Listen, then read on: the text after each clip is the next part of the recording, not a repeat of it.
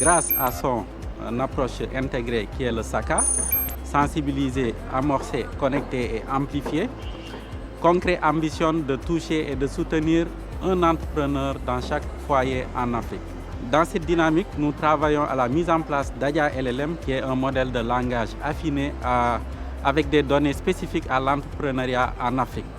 Ce modèle nous permettra de garantir un accompagnement de qualité adapté aux besoins des entrepreneurs. Avec notre chatbot Pelocar, qui permet d'apprendre le code de la route directement sur WhatsApp, nous avons comme mission de rendre accessible l'éducation routière à toutes les personnes, quel que soit leur niveau d'alphabétisation.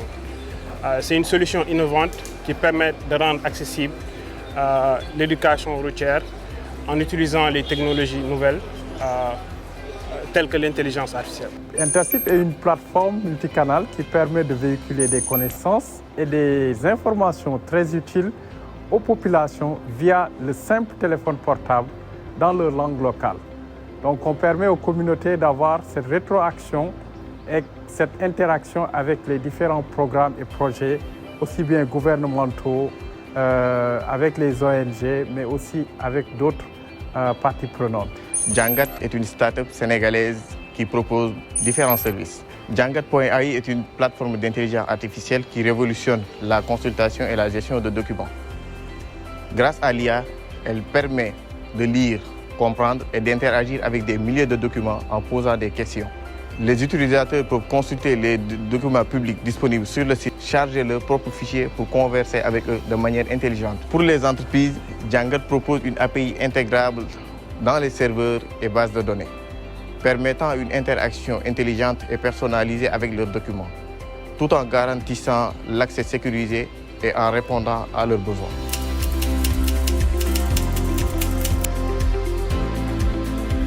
Lorsque j'ai lancé Toumaï Capital, je partais d'un constat qu'il y a les investisseurs, il y a les entrepreneurs et les deux parfois n'arrivent pas à se rencontrer, et je voulais me placer à l'intersection avec toujours le point de vue financier et regarder comment est-ce qu'on peut accompagner les entrepreneurs pour pouvoir aller lever des fonds et répondre aux attentes des financeurs.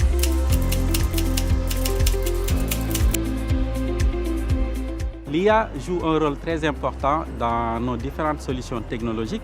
Elle nous permet de proposer un accompagnement sur mesure, de démocratiser l'accès à des ressources pour les entrepreneurs vivant dans des zones reculées, d'avoir un impact inclusif grâce à l'intégration de contenus en langue locale et également d'optimiser les ressources qui sont consenties pour les entrepreneurs sénégalais. L'intelligence artificielle est au cœur de notre solution. Elle nous permet de générer des quiz de manière automatique, adaptée au niveau de chaque élève. Elle permet aussi de répondre à des questions posées par l'utilisateur, que ce soit du texte ou bien de l'audio, en langue locale ou bien en français.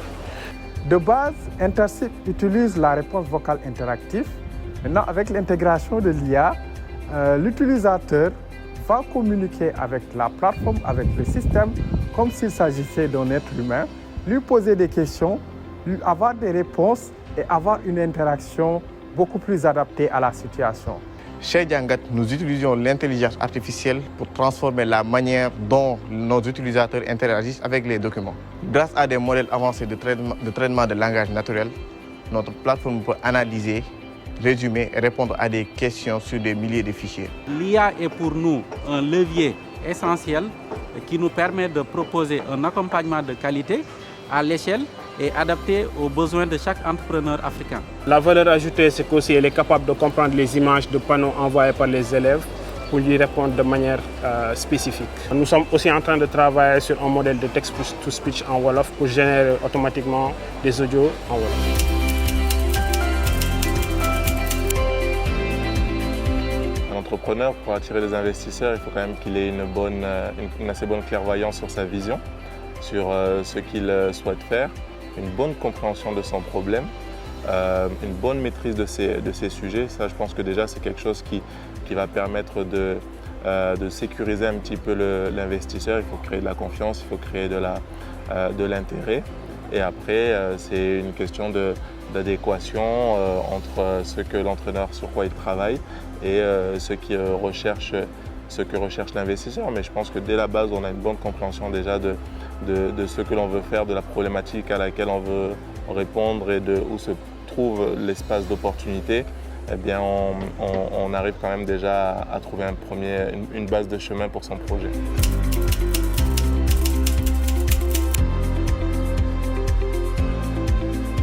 Je pense que le fonds CNUP IA, destiné à soutenir les startups spécialisées dans l'intelligence artificielle, arrive au bon moment. Donc ce fonds est une opportunité pour eux d'acquérir des ressources de calcul, de développer des solutions innovantes et également de, pourquoi pas, recruter des talents. Le fonds CNUP IA est essentiel pour le développement de l'écosystème IA au Sénégal. Elle permet non seulement un financement, mais aussi un accompagnement adapté qui permet à ces startups-là de pouvoir bénéficier de l'expertise aussi bien locale qu'étrangère pour pouvoir développer des solutions adaptées. Le fonds CNUP AI permet aux startups comme le nôtre de pouvoir progresser beaucoup plus rapidement. C'est vraiment une aubaine pour l'écosystème sénégalais.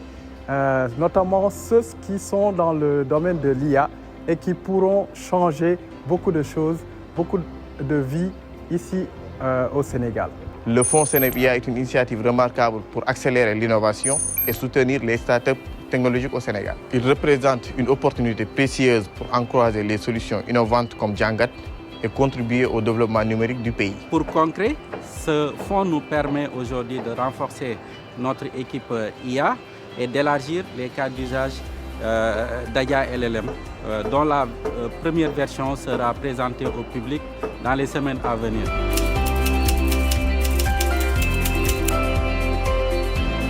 Je dis souvent aux entrepreneurs que les investisseurs ont une façon de réfléchir qui est assez commune. On va se concentrer sur l'équipe, donc c'est déjà premièrement une chose importante. Quelles sont les personnes qui m'entourent? Ont-elles des éléments de compétences, de réalisation qui permettent de donner de la confiance dans leur capacité à aller répondre à la problématique adressée? Quelle est la vision? Donc avoir une vision claire. Est-ce qu'il y a une adéquation entre le produit et l'opportunité représentée?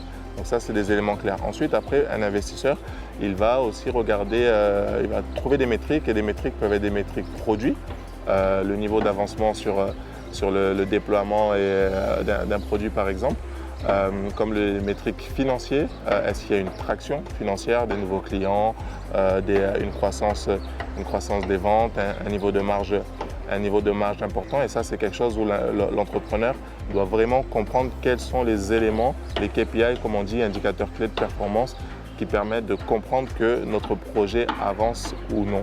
Il y a différents sujets, mais ceux-là font partie par exemple des sujets qui vont être regardés à coup sûr et discutés par les investisseurs.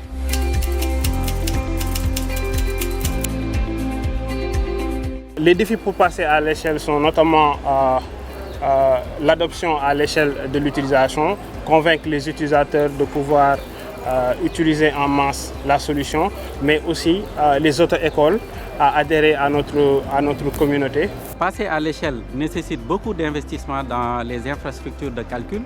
Pour AIA LLM, cela inclut des ressources de calcul pour l'entraînement du modèle et pour le déploiement à grande échelle. Nous avons deux principaux défis. Le premier réside dans l'infrastructure que nous utilisons pour implémenter de nouveaux projets dans de nouveaux pays. Cette infrastructure est assez coûteuse, donc ce qui freine un peu l'expansion dans beaucoup de pays africains. Le second défi réside dans l'adoption de la technologie de la part des utilisateurs.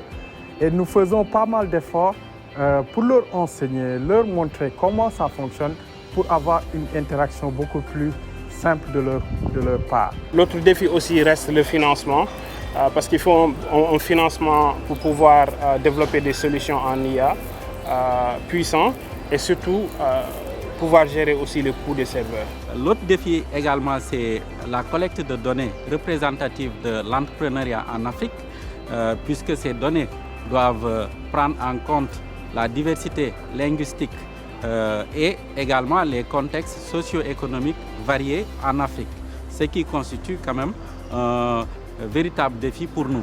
Nos principaux défis pour passer à l'échelle incluent la nécessité de renforcer notre infrastructure technique pour gérer une croissance accrue, de maintenir un haut niveau de sécurité et de conformité aux normes locales et internationales, et d'étendre nos portées tout en restant alignés sur les besoins spécifiques du marché sénégalais, africain et mondial.